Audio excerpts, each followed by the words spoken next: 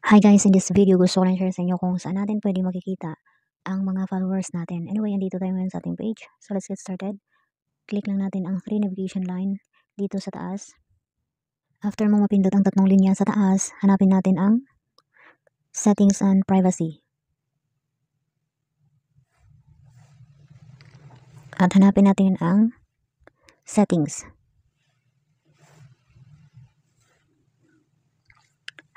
And then hanapin natin ang page details. Oops, ito siya. Sa page details, dito makikita ang mga info niyo. Hanapin natin ang mga nag-follow sa atin. Ayan, sa mga followers ko dyan, shoutout sa inyo. Thank you so much. Ito na, see all mo lang siya. Ito ng mga followers mo. Ayan, ang dami nila, oh. Tingnan natin kung may mga kakilala ako dito. Wala akong kilala.